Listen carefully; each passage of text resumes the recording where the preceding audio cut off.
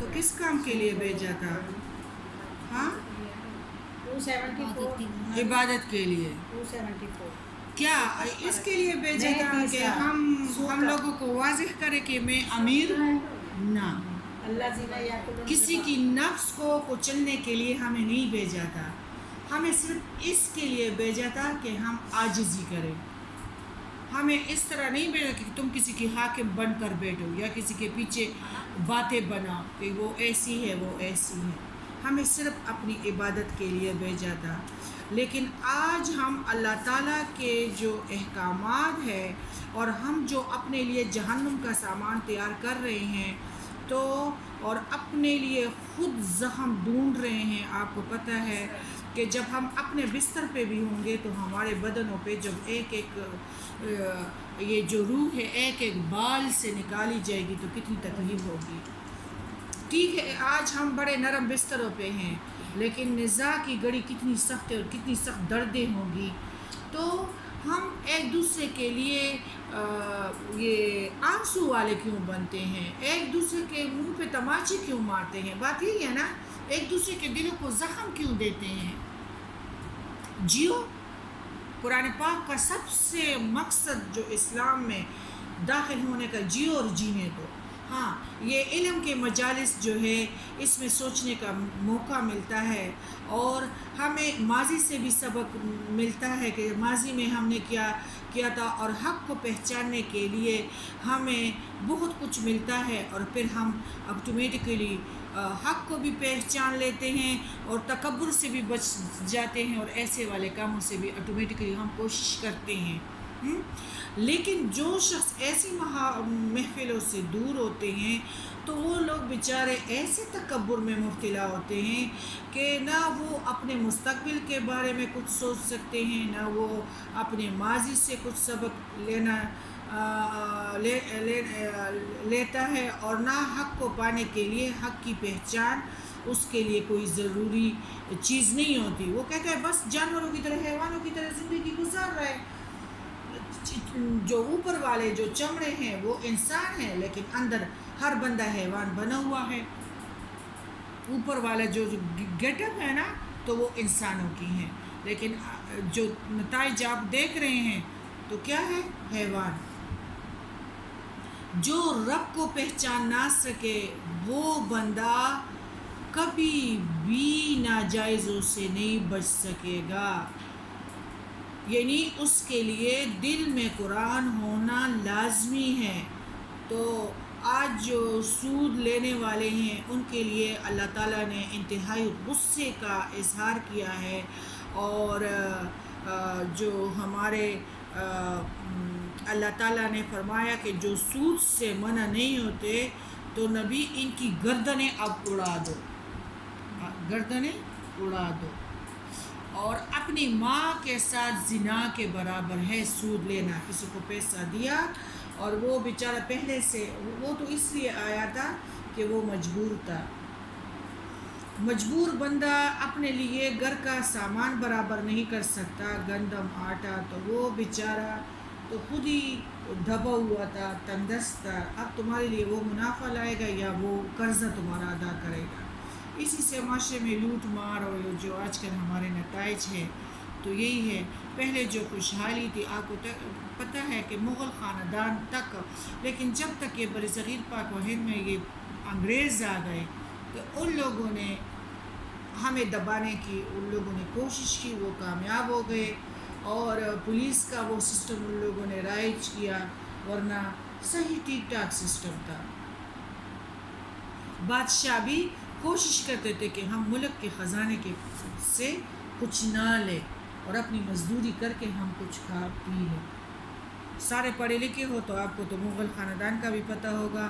آج ہے الذین یأکلون الربا لا یقومون الا کما یقوم الذی یتخبطہ الشیطان من المس ذلك بأنهم قالوا إنما البيع مثل الربا وأحل الله البيع وحرم الربا فمن جاءه موعظة من ربه فانتهى فله ما سلف وأمره إلى الله ومن عاد فأولئك أصحاب النار هم فيها خالدون۔ سودخور لوگ نہ کڑے ہوں گے مگر اس حالت میں کہ وہ جو ہے ہفتی ہوں گے، یعنی شیطان نے ان کو چھو کر غلام کیا ہوگا۔ آیت نمبر ہے ہمارا 275۔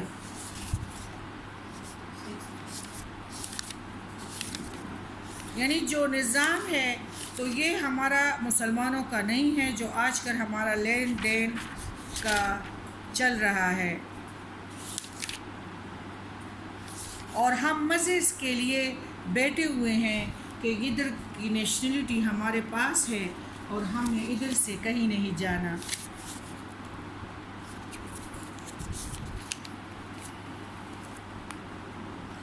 تو آج یعنی جو ہمارے پاس دور میں جو ہم ٹوٹلی ایک تو باریک کپڑے بھی ہم پہنتے ہیں کہ ہم انگریز نظر آئے، یہ سارا بغاوت ہے کہ نہیں ہے؟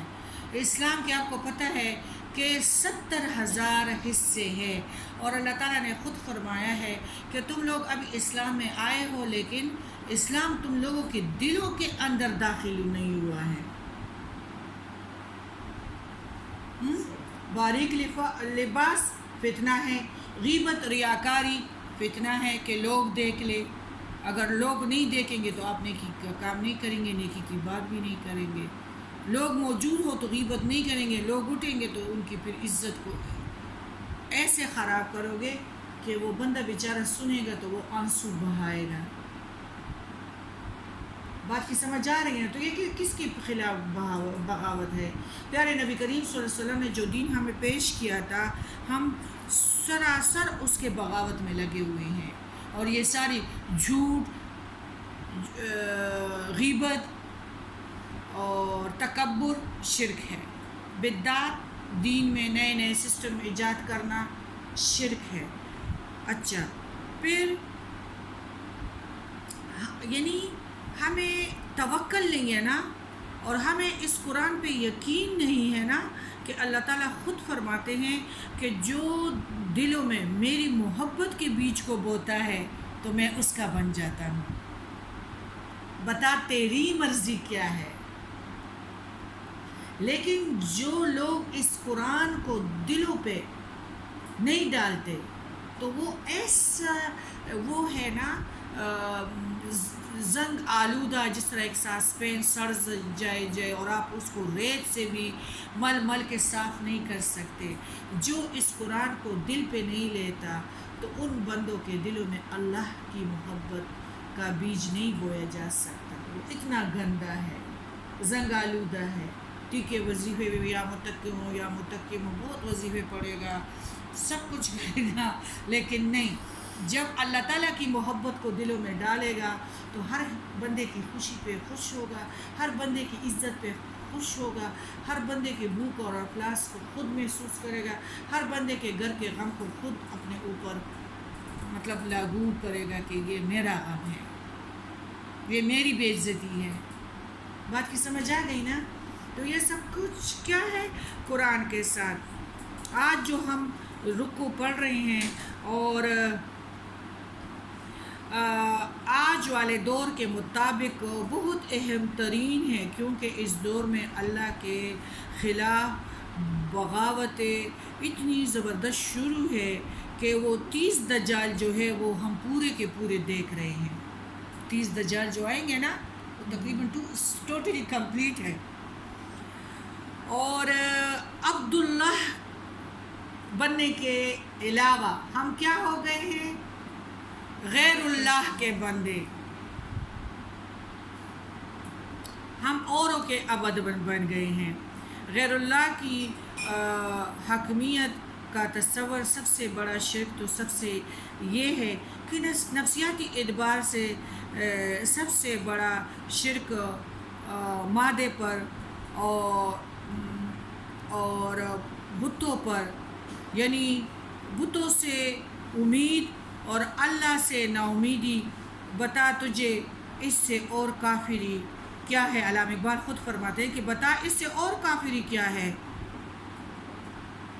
اللہ سے تو امید نہیں ہے کہ توکل کریں گے تو اللہ تعالیٰ میرا ہاتھ پاؤں میرا حمایتی بن جائے گا اور مجھے اٹھانے کے لیے وہ خود آئے گا، کیونکہ میں جب یہ کام کر رہی تھی تو میں نے توکل کیا تھا اللہ پہ۔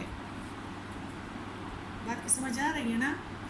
سب سے بڑی تقدیر میں نے کہا تھا، تقدیر اپنی ساری جو ناچاکیاں ہیں نا تو تقدیر پہ تھوپ دیتے ہیں۔ اللہ پہ توکل جب کرو گے، کسی کام کے لیے ہاتھ بڑھاؤ گے، اللہ تعالیٰ خود فرماتے ہیں کہ پھر انشاءاللہ تیرا ہاتھ میرا ہاتھ بن جائے گا، تیرے پاؤں میرے پاؤں بن جائیں گے۔ اللہ پہ توکل ہم نے چھوڑ دیا ہے۔ ہم کہتے ہیں ہم ریاکاری کریں، بتوں پہ جائے، داتا صاحب جائے، پتہ نہیں کدھر جائے کہ کس قبر پہ جائے۔ نفسیاتی مریض ہمیں ان لوگوں نے کر دیا ہے ٹی ویوں کے ذریعے سے، اور پاگل بن بیٹھے ہیں۔ اور یہی بات ہے کہ شرک جو ہے پورا کا پورا، یعنی اگر مسلمان بھی ہیں تو وہ لوگ بھی بظاہر تو مسلمان نظر آتے ہیں، لیکن شرک میں اور بدعات میں پوری طرح ڈوب گئے ہیں۔ وہی پیارے نبی کریم صلی اللہ علیہ وسلم کی حدیث کے جب جوتوں کے پیر کو لگا دو تو ان کے نوک علیحدہ نظر آئیں گے، لیکن جب تلیوں سے جوڑو گے تو وہ برابر ہوں گے۔ آپ خود ہم گریبانوں میں یعنی دیکھیں گے کہ ان لوگوں نے کون سی دوائی ہمیں پلائی ہے کہ ہم نفسیاتی مریض ہو گئے ہیں اور ہم اس اچائیوں سے دور ہوتے جا رہے ہیں۔ اپنے دینی اسلام کے دشمن، اپنے اللہ کے دشمن بن گئے ہیں، اپنے پیارے نبی کریم صلی اللہ علیہ وسلم کے دشمن بن گئے ہیں۔ نہ حلال کی تمیز نہ حرام کی تمیز۔ اس سے سب سے بڑا شیطانیت اور کیا ہو سکتا ہے کہ ہم حرام خوروں کو بھی اسی طرح عزت دے، اور ایک یعنی قرآن سکھانے والی کوئی عام سی بیوی ہمارے گھر میں آ جائیں تو ہم کو جو حرام خور کی بیوی ہے تو اس کو زیادہ وہ دیں گے امپورٹنس، اور ان کو بچوں کو بھی دیں گے، لیکن جو عام آبائے میں آئی ہیں تو اس کے لیے ہمارا کوئی توجہ نہیں ہوگا۔ اس سے بڑی کوئی شیطانیت ہے؟ یہ سارے شیطان کے کام ہیں۔ اللہ تعالیٰ کو نیک لوگ پسند ہیں، اس کے نظروں میں نیک لوگوں کا مقام اونچا ہے۔ اللہ تعالیٰ کے نظروں میں پاکیزہ رزق والوں کا مقام اونچا ہے۔ وہ ادھر کے بادشاہتوں کو نہیں ڈھونڈتا، وہ خود بادشاہوں کا بادشاہ ہے۔ حلال صدقات کو قبول کرتا ہے، حرام والا خدا کرے جتنے بھی فلاحی سینٹر بنائے قبول نہیں ہے۔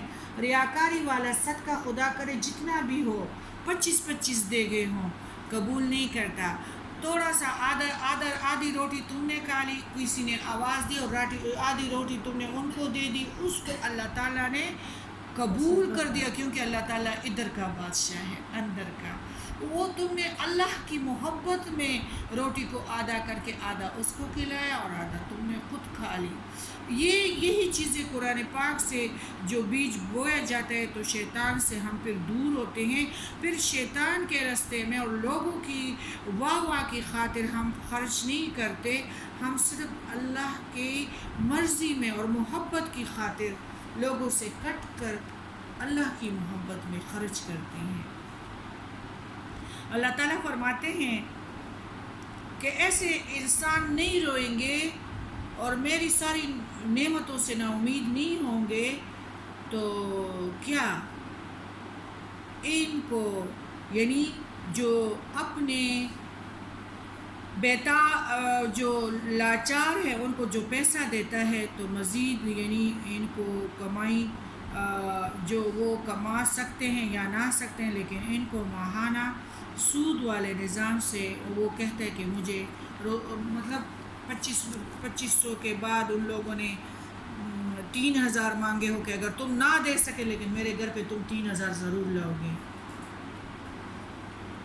تو یہ نظام جو ہے یہ اللہ کی مرضی کے بالکل خلاف ہے.